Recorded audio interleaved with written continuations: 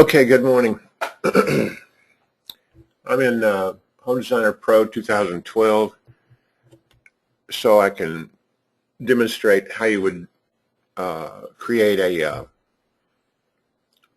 like a tree arbor or a pergola using slabs or in Pro.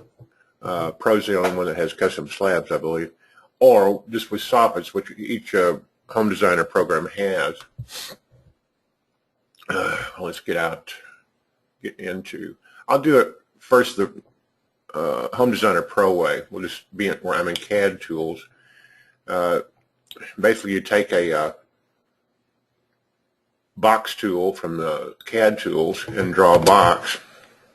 I'll just wheel in a little bit.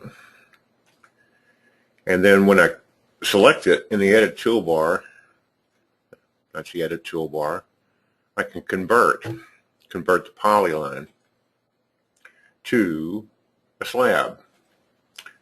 I could use a countertop, but I prefer slabs. They're a little bit more customizable. Okay, so now this is a 3D object, and it's going to ask me, once I clicked OK, and I get the slab specification dialog, and this tells you how high you want this object to start from. And in this case, we're doing an arbor, so I'm going to have it start at 9 feet. And I want it to emulate, I don't know, 2 by 6. So I'll make it 5.5 inches tall. And click OK. So let me show you what we've got here. That's it. You can't tell that it's 9 feet above ground because there's no ground. Let's create some ground, create a terrain perimeter. Now, I've got a point of reference. You can see that this thing's 9 feet above the ground. Now, in plan view, I'll make it a 1.5 inches thick.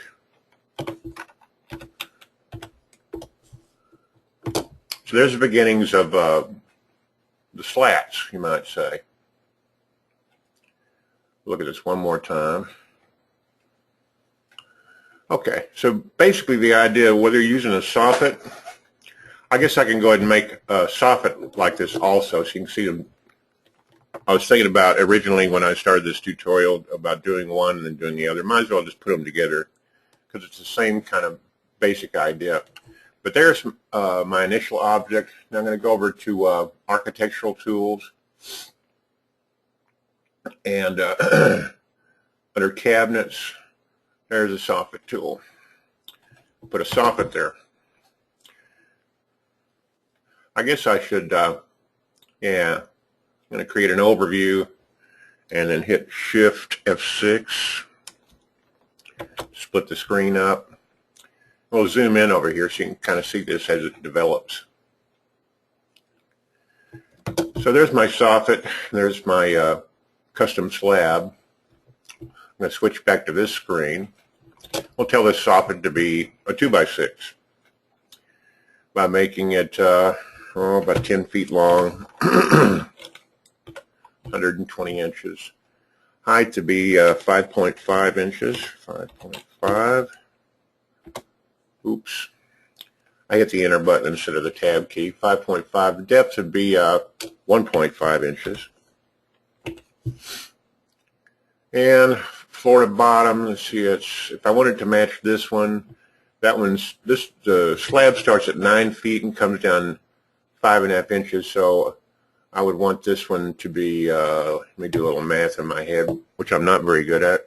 Let's see, that'd be a bunch of you guys will probably already know the answer. Sorry about that. I'm going to turn off auto adjust height because I'm going to be manually adjusting height, so I don't want this working against me. So if it's 5.5 inches tall, and I want at the top of that 5.5 inches at 9 feet, that's 108 minus 5.5 be 102.5, I think. So these two objects operate a little slightly different. The slab is from the top, you establish this top, and the soffit is to the bottom. Okay, so I'm going to switch to this screen and zoom in a little bit. Okay. Let me see how long this slab is. I'm going to open this dialog box. I don't know if you guys ever noticed this, but you go to the selected line tab, it'll tell you the length in inches.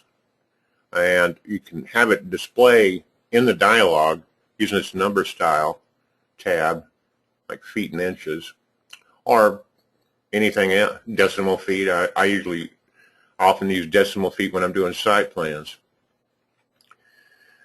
Okay, it's 21.7. Okay, let's make that it's 20 feet. Oops, I messed up. I don't know if you guys can see it, but it only made this line 20 feet. I'm going to hit undo. I need to use a different method to see. In the selected line tab, it just changed the that one selected line, set the whole object. Let me click here and then click on the dimension. Here, this is a more proper way to do it. And it just moves that in. Wheel, but get back out. Now this one I can do from the dialog. The soffit. That would be 20 feet. Okay, now they don't match. I'm going to use the point-to-point move tool to move the end of this soffit. Get my cursor lined up with the other one. Okay. All right. Now I'm not getting an automatic dimension between these two objects, so I'm just going to draw a dimension line here. They should dimension, yeah. And let's say I want them on 18-inch centers. So I'll move the entire object to 18 from the other. That's not exactly 18 on center, but it's close enough. Okay, so we have the beginnings, excuse me, of our arbor. But probably I could stop a tutorial right now and you could probably figure out the rest. Let's use the material painter and I'll put some wood color on those so they don't look like concrete and drywall. Find the wood. Yeah, there's wood. Do we have redwood? Yeah, there's redwood. We'll make them redwood.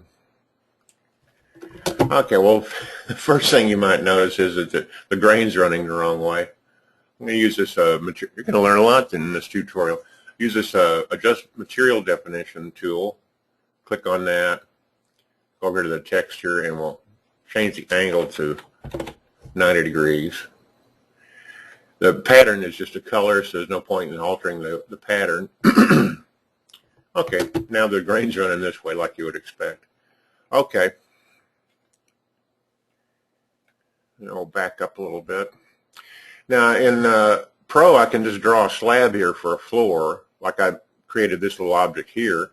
In other titles, I suppose you would draw some invisible walls. Let's draw some invisible walls. We'll just kind of mark. I mean, we don't have to have a floor. I thought I'd have a floor. Like, okay. Now I don't want a roof, so I'm going to open the dialog box and take the roof and ceiling out. And for this room here, go over here to, oops, wrong tab. Floor structure. I don't care about that. I mean, all right, I'll go the whole hog here. And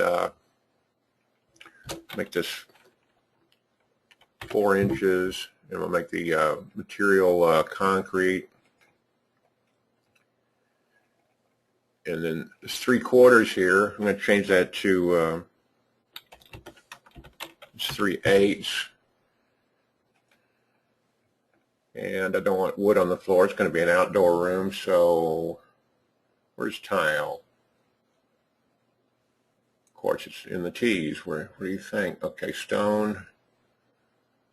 Well, those look fairly decent. Not really. I guess that's okay. Now this thing here, let's see, what is it? Blush tile. I clicked on the, I've made it a plan material, so now it's in plan material. I just want to make sure that it's the size I want. 10 inch, no, I'm thinking about like 16 inch. This pattern tab here is for, in all the other programs, you don't have lines and colors, you just have this standard view. But so this is something that you just see in Chief Architect and Pro. In the other programs, you wouldn't have, your dialog wouldn't look like this. It'd be something similar. But I just want this, I'm upsizing this tile to 16-inch squares and from 10-inch squares. Okay.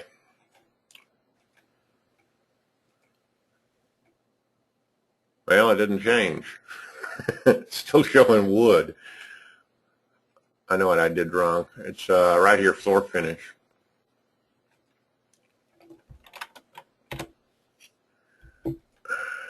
Okay, now it's beginning to show up. Oops, wrong screen. Yeah. See, the terrain plane is showing through, is bleeding through the floor that I generated. I'm going to click on the terrain plane and open its dialog.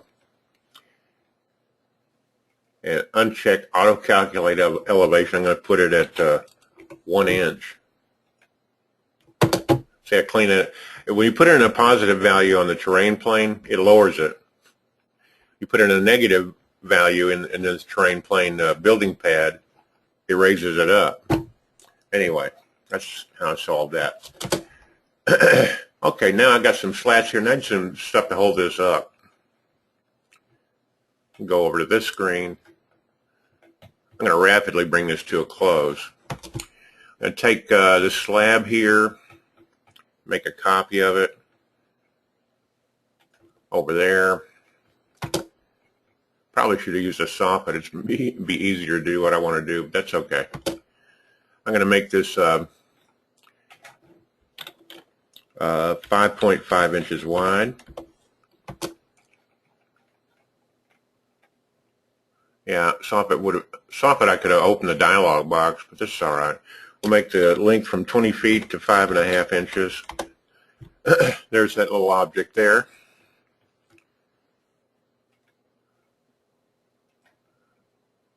Find that little sucker.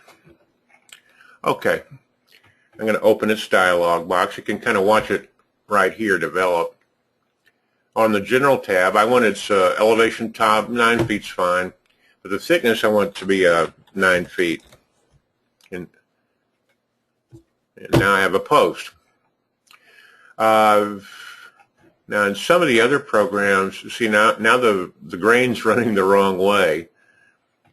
I don't know if I can do this. I don't think you can do this in the other Home Designer titles, but I think I can do it in Pro. Go over here to the materials and click on the plan material. Yeah, here's the copy button. I'm going to make the original material is called Redwood Deep. I'm going to copy that, and it automatically changes the name to copy of Redwood Deep. I'm going to change that to 90 degree Redwood Deep, and I'm just going to put this back at 0 for the angle. There's no pattern in this material. So for the posts, now I've got there. Now the grain's running this way. Maybe you aren't all that interested in the exactitude of things, but and I don't know how easily that can be done in other Home Designer programs, but in Pro it's quite easy, and Chief. We'll copy that in place and drag the copy over here. I think you can see where I'm going with this. I'm going to keep it simple, and I shift selected those two posts. I'm not sure if you can do that in other home designer programs, but I'm in Pro, so I'm going to take advantage of the additional functionality. So there's our 4 posts. I'm going to take a soffit this time and make a copy of it and turn it 90 degrees. Whoops. Turn it 90 degrees like that.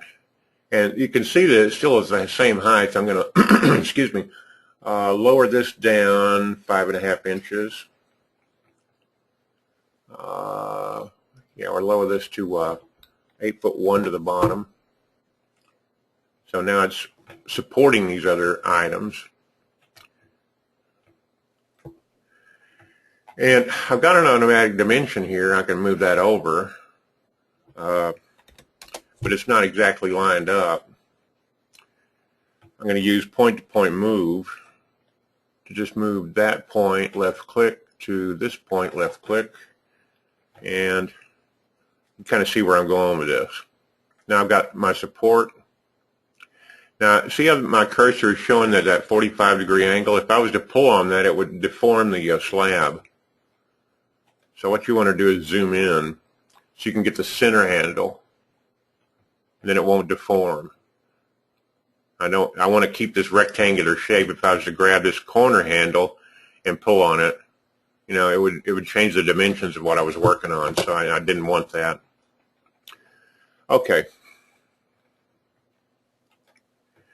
Now I'm going to copy that one to the other side. Yeah, we'll just do copy and paste in place, drag that to the other side. Now again, if I was doing this for real, I'd probably take a lot more care, but I think you guys get the idea from this. Make these, oh, I need to make these a little longer.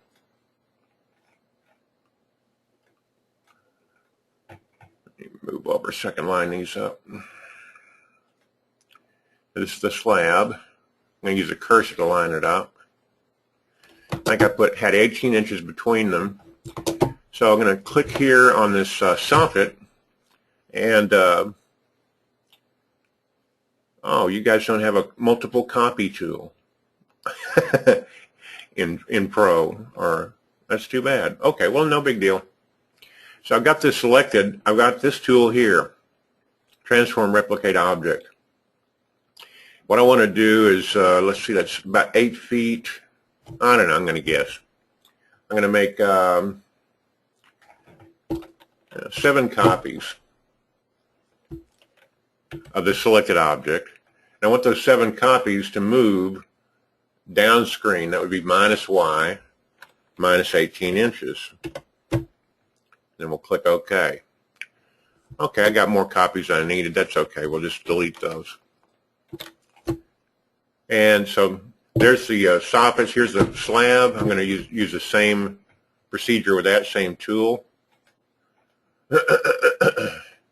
And in this case, we've got 11 feet. I'm going to make 10 copies and move those copies up screen 18 inches, but positive 18.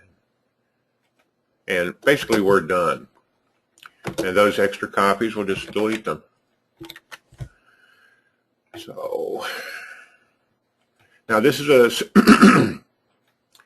a square structure, but I think you can see from my demonstration you can make it in different shapes and angles, provided they're always rectoid in nature. And you can add and subtract to this structure as you please. And it didn't take me very long to do this. Of course, that's because I knew how. Figuring all this out from scratch would be probably quite a bit harder. And there's a lot of little adjustments you can make. Like